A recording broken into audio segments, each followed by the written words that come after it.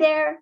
Welcome to Transforming Tina, where I share weekly real life tips and tricks on how to manage it all and to strive to be the best person that you want to be. Today, I'm going to continue on with the conversation about habits. Why? Because so many people are waiting for motivation to suddenly overcome them and create changes in their life. When in reality, the real secret is motivation is fickle and a fleeting feeling. Wow, say that 3 times fast. What is motivation really? Well, according to Dr. Google, motivation is the general desire or willingness of someone to do something. So if that's what motivation is, the general desire, what happens when my desire is nil?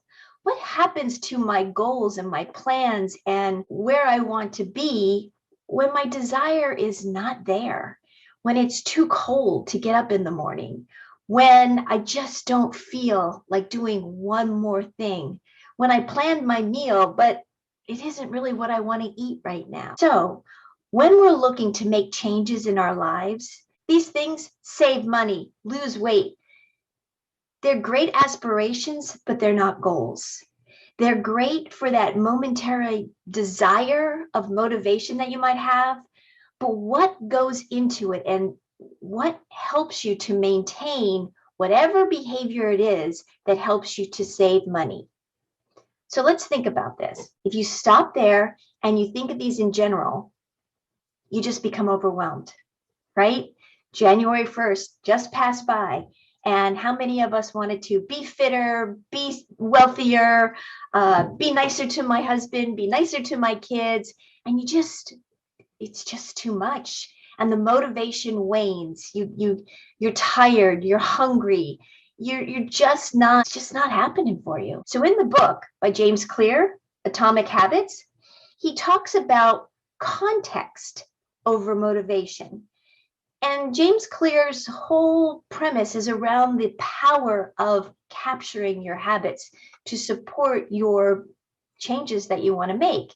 And the one that he talks about is this thing called context. Context? What's context? Well, if you believe, which he does, and I do, that every behavior is triggered by a cue. When I go into a bathroom where they say to wash your hands, it will increase the likelihood where I will wash my hands. If I go into a store that says you wear a mask, there's a cue there that we wear masks here, it's going to increase the likelihood that I'm going to wear a mask in that store. So a cue is anything in your environment that signals to you that what you can and can't do at a particular time. So a great example, I don't know how many of you are familiar with Krispy Kreme donuts. Krispy Kreme donuts has an incredible marketing promotion. They have a sign that says donuts and it says hot now. When the light is on, it signals to the passerby that you can go in there now and there's fresh, hot donuts. Who can resist a hot donut? So even if you have this great plan where you're going to eat, quote unquote, healthy, when you see that red light is on and fresh donuts, are you able to resist? Likewise, when you drive by and the light is off, it's a cue that there's donuts there, but they're not hot out of the oven. So these cues are all over in our environment to let us know when certain behaviors are available to us and trigger us to think, I want that now. So a real life example for me right now is I was so focused on getting Dunkin' Donuts coffee every morning when I drove my son to the bus. And I'm thinking, why is this Dunkin' Donuts coffee? I'm having coffee at home in the morning. Why am I so focused on getting Dunkin' Donuts coffee? First off, I like Dunkin' Donuts coffee, so at baseline, it's right there. But then I realized I started watching my local TV station for the local weather. And there it was. Every morning while they were doing the weather, there was a tagline underneath it about Dunkin' Donuts.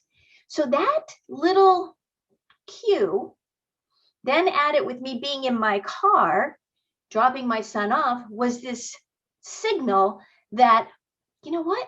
Dunkin' Donuts would be a really nice thing to have right now.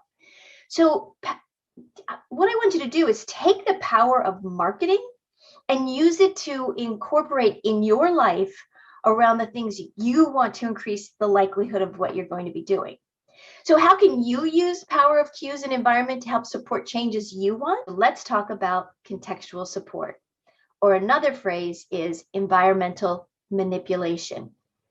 In this instance, we're using the word manipulation to help us to manipulate things in our environment to cue us or to trigger the behaviors we want to increase. I shared in a previous video, which I'll link below, how I hung a self-sticking whiteboard to my kitchen cabinet where my kitchen faucet is and my pitcher of water, and it was there to cue me that I want to drink a gallon of water a day. So every time I go to the kitchen, which I do periodically throughout the day, and I'm at that sink, I see, wow, is my water bottle full or empty? Have I had, how much water have I had today? So it supports my desired habit of increasing my water intake to a gallon a day. Another thing that I wanted to do over the last few months is work out every morning in my basement. And my husband gets up, and you would think that that would be a trigger to get up and go downstairs in the basement, but it really wasn't. I don't know why. It was nice and warm and toasty in the bed. It's cold here. I didn't feel like it. So one of the things I started doing was the night before, I lay out my clothes in the bathroom, my sneakers, my socks, my workout pants, and my t-shirt and sweatshirt, and I had that sitting there in the bathroom. So when I go into the bathroom to do what I do in the bathroom and brush my teeth, I see my clothes sitting there, and it cues me, and it increases the likelihood that I'll put those on because they've already been picked out. I'll put those on. Once those clothes are on me, it will increase the likelihood of me going downstairs and working out. And it truly has dramatically increased my consistency with working out. So these small changes start to build upon them. So you can see there where I wanted to increase my water intake.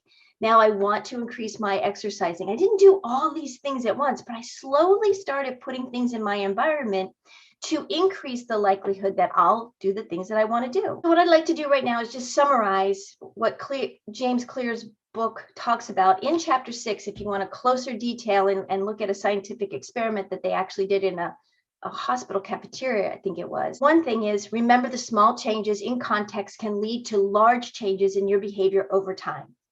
Every habit is initiated by a cue. Make your cues noticeable.